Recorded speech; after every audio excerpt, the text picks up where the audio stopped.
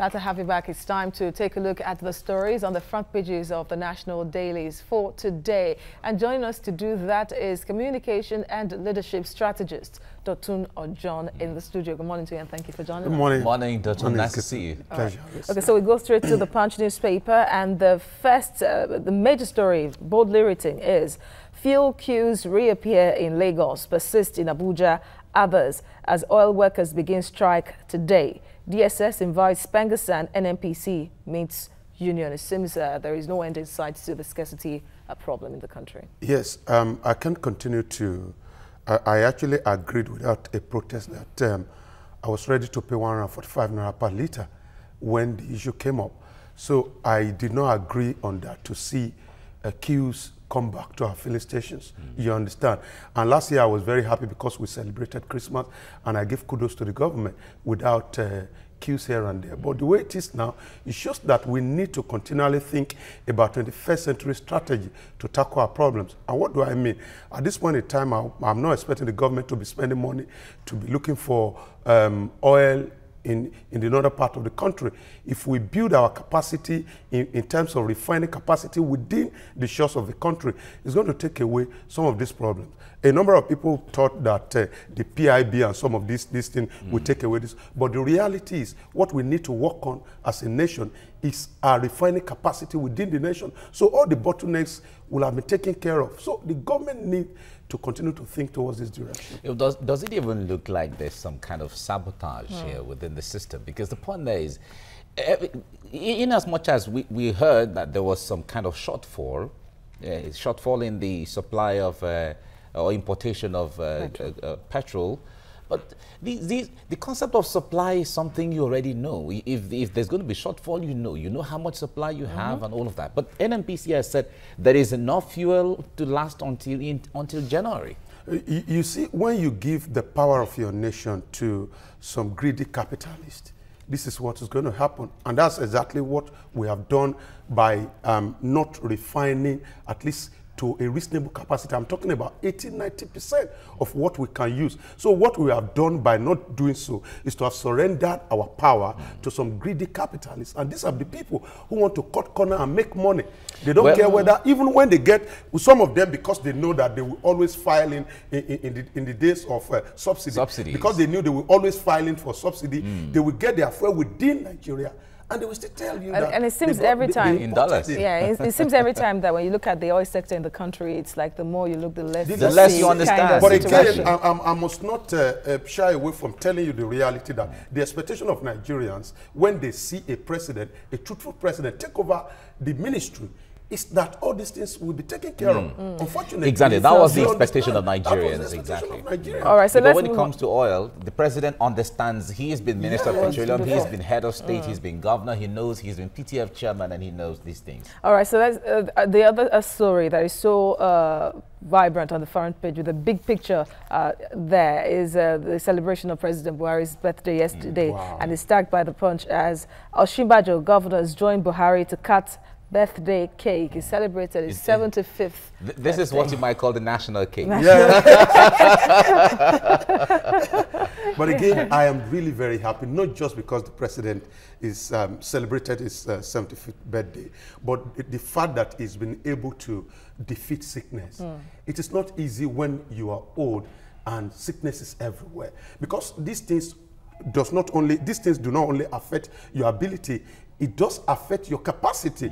Your old age will affect your ability, and sickness will affect your capacity. And that's why we saw that a number of people actually took advantage of the president's sickness at that point in time. So I am happy to see a president who is alive, back, better, hale and hearty. Exactly. So not just that, in a country where life expectancy, I keep hammering on that, is just above 50.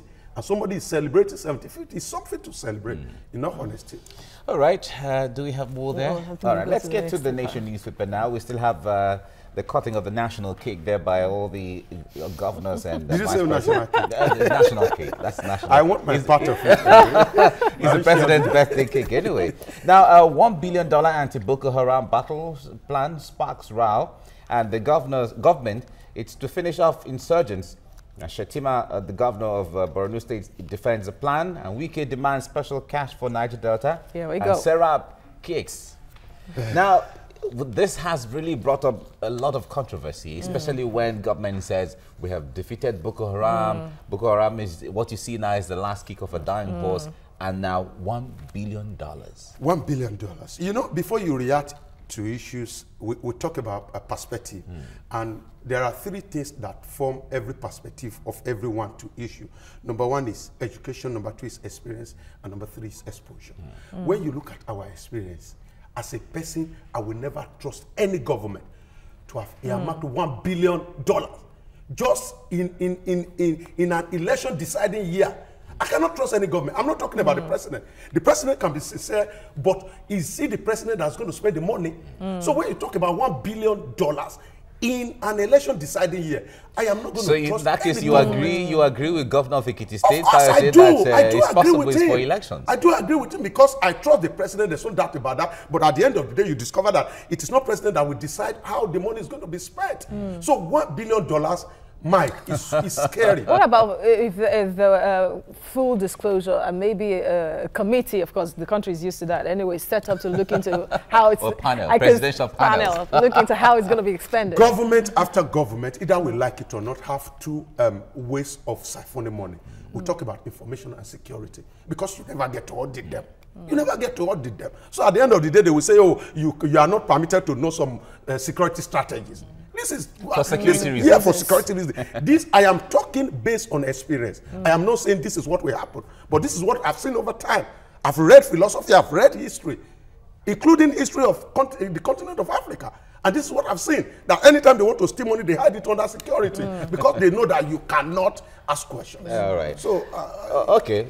I know this is an issue we're going to discuss as we get along, and the whole of the week is going to form part of the discourse. Now, we have another headline here. Constitutional review, governors mount pressure on assemblies.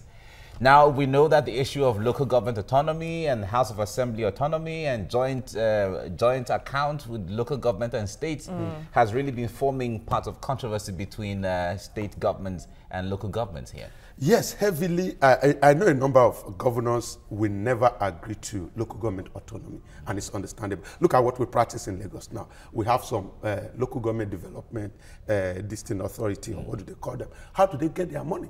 It's because of the joint account. The state government gets the money and will be able to distribute to all the local government. For example, Lagos State will never agree to local government autonomy, and either we like it or not. That's why our development is very draggy.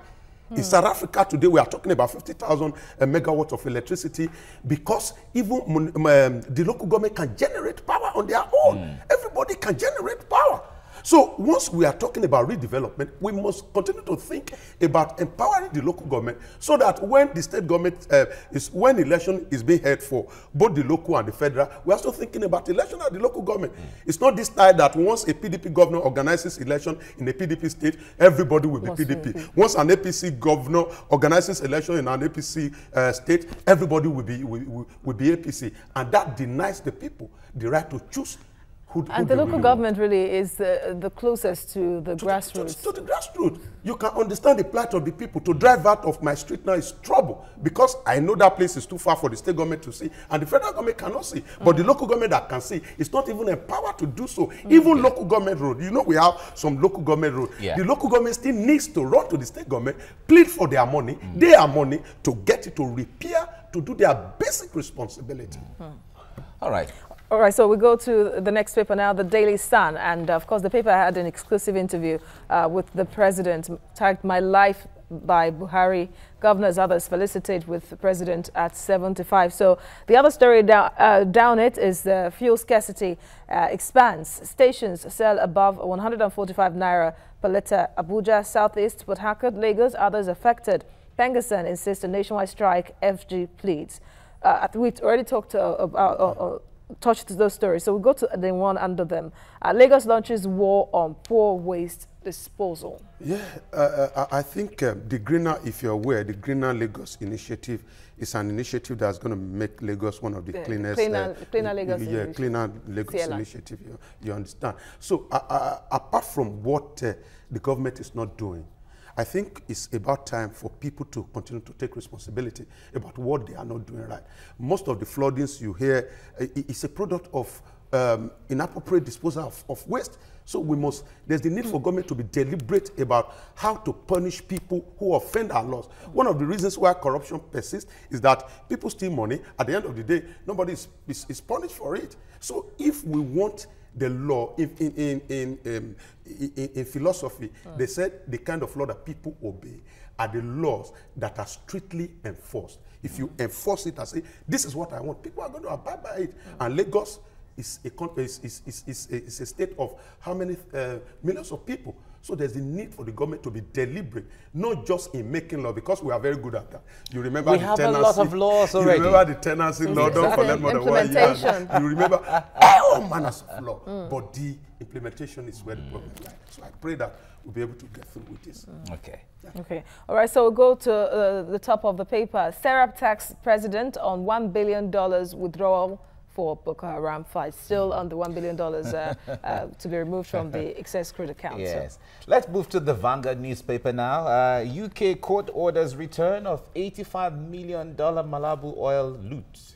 A final judicial order for remittance granted on Friday, with money not yet in federal government coffers, but coming soon.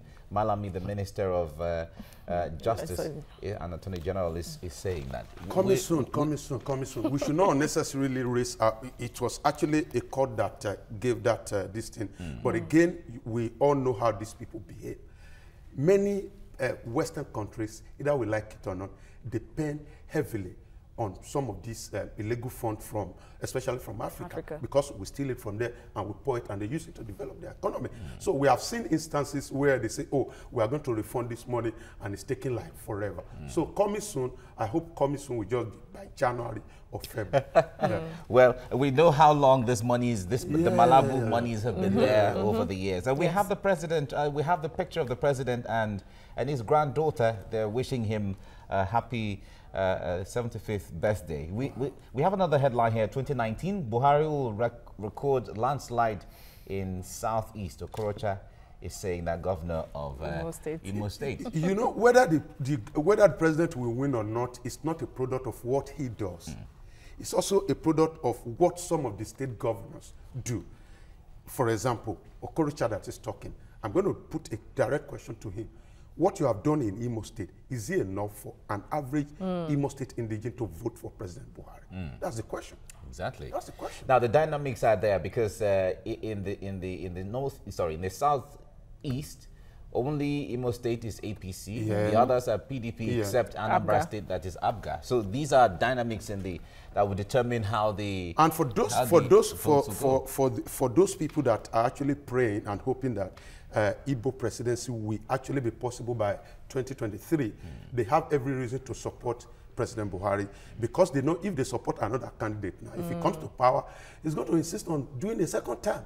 And that shows that that's going to take them beyond 2023. So they are supporting President Buhari in the hope that, by 2023, maybe an Igbo So their own political calculation is wholly dependent on voting Buhari if he's interested in second term. Even in that, they have to be seen to be speaking in one voice. In one voice, because by this 2020, something that we are talking about, the Yorubas will have forgotten that they produced a president between 1999 and 2007. Exactly. So they too want to get to power. So it's going to be a tug of war. All right. Well, it makes it more interesting as it goes. All right. Those are the headline this morning on the Vanguard newspaper.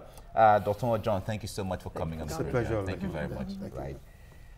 All right. Stay with us now. We'll go on a short break, and when we return, it will be time for the first discussion. Don't go away.